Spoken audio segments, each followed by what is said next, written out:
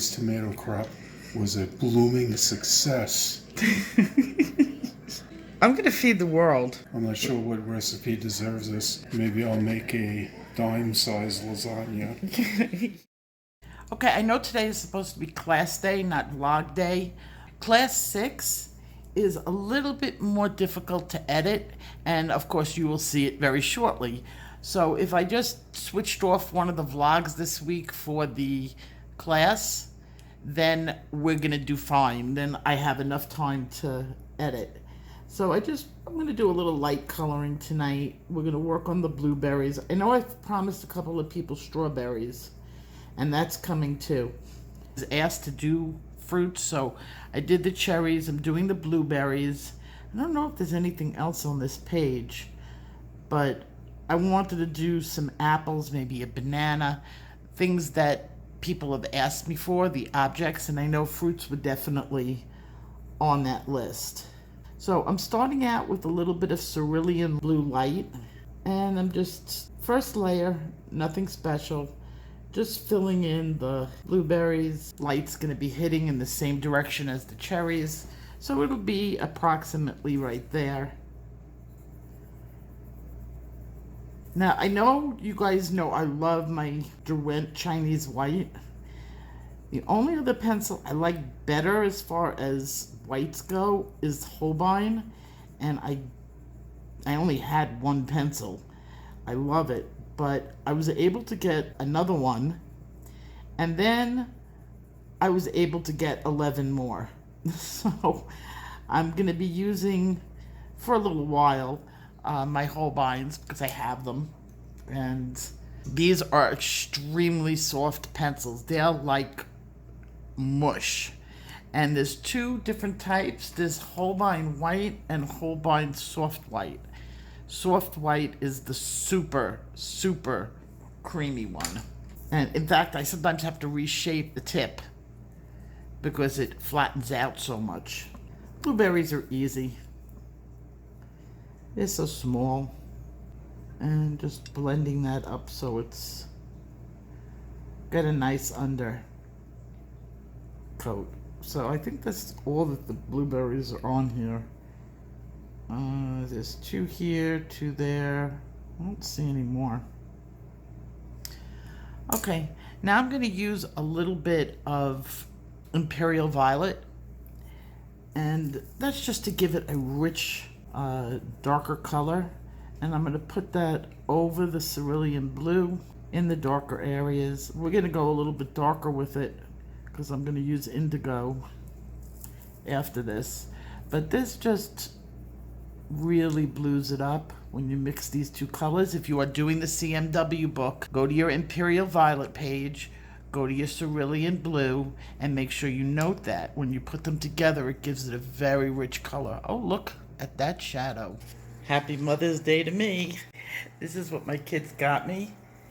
My animals had a little bit of an upgrade. This thing is something I built out of rock and twigs, and that's an actual fossilized clamshell. Dug that out of my backyard.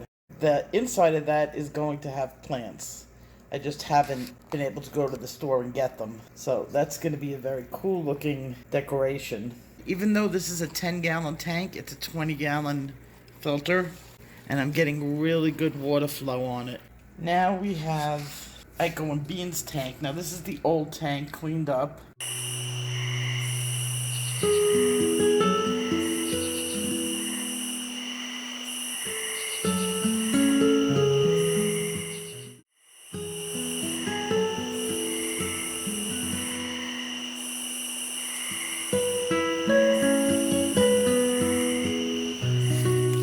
It's 5:30 in the morning, and it's time for gardening. This was all full of cactus, so I've been pulling it out, and now today I'm going to definitely bag it up. Making the mess is so much easier than cleaning up the mess. But I say in about a week, whole garden area and back there is going to look really great. Okay, so I got the Imperial over the cerulean, nice smooth blend. Get out my white, make sure everything is good together. You could also use a blending pencil. I don't use them all that often, but sometimes when I don't want to dilute a color, they work really well. And here's the blending pencil. I know people have their preferences, which ones they like, the Derwent, they like the Prismacolor. For me, I use them so infrequently that to me, I have them in the house. I have a lot of Prismacolor ones in the house. Old ones, like really old ones from sets of pencils going back into the 70s. They used to include them in the sets, some of them. Okay, now I'm going to take my indigo blue and I'm going to just define the edges on it so that you can definitely see a hard edge. Get in there. What do you see here? A little arrow. Make sure you get that little corner nice and dark. My husband and I have been together since I was 14 years old. And that was a long time ago. Let's just say relationships over the years develop like fine wine. And he is my lover, my best friend, my partner in life. But we also have a side of ourselves where we like to tease each other. Anyone that's been married as long as I have knows you learn when to argue and you learn when to give up. My husband cooks a little bit more than 50% of the time. He's an excellent cook. He's better than I am, and I like to cook. The problem when he cooks is he's slow. I could cook a turkey dinner for Thanksgiving in the time that he'll make dinner for the family. He starts hours before, and he cuts everything up to the same size. And I'm like, first of all, we've got 1,000 gadgets to cut vegetables in my cabinet, but no, he had to have this. And we have another Muller chopper, so I really know that the Muller brand is good. I wanted to get a different one that it just sliced. He had to have his fancy schmancy gadget 5-blade mandoline slicer. And so I didn't argue with him. I was like, you know what? It's not worth the words. If he wants this one, he can have this one. But I'm going on record to say I did not want this one. So we got it about 2 days ago because he needs a slicer really badly. So we got it about 2 days ago, and tonight he used it for the very first time. Now this thing is great. I will admit it's really good, and it cuts up everything perfect. They're all the exact same size, and it only takes a few moments, which cuts hours off of his prep time. I'm not saying that my husband is a stupid man. He is not. He is college educated. He is a smart man. But when it comes to doing things, sometimes he needs to make better choices. And he got out a cucumber, and it comes with a nice safety thing. You put it on here, put your plate underneath, and you slice. And the vegetable gets pushed because you put the vegetable on these little prongs and it pushes its way down.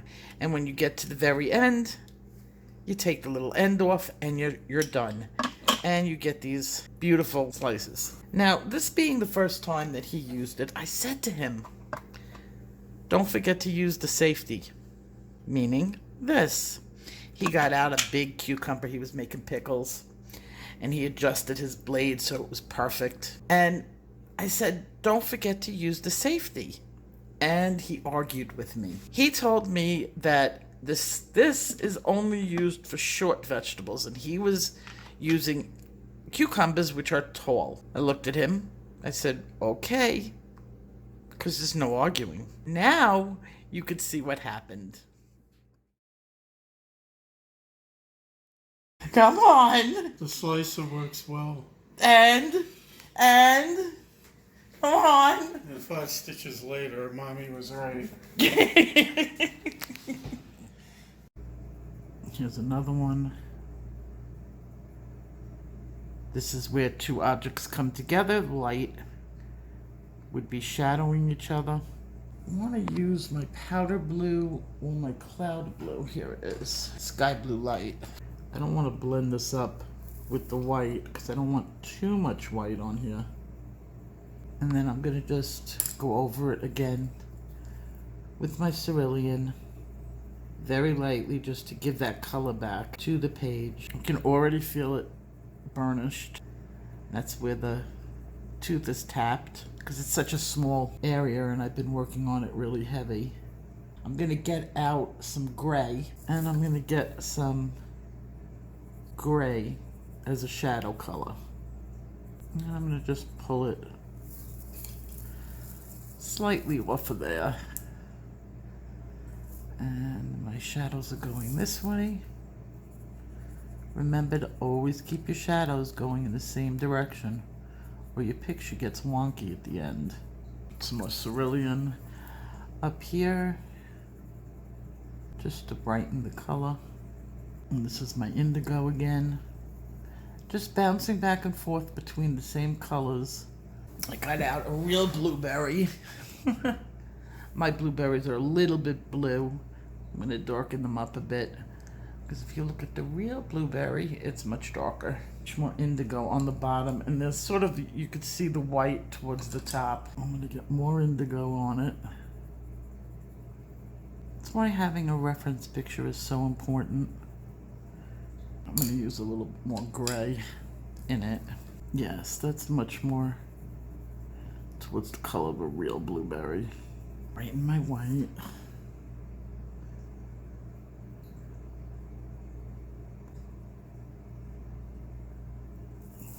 They've got these like little dark patches on the real one. That's good enough. And there you have blueberries.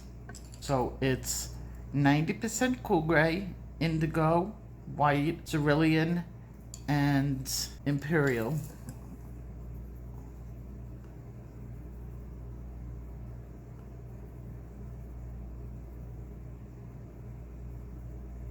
Oh, blueberry.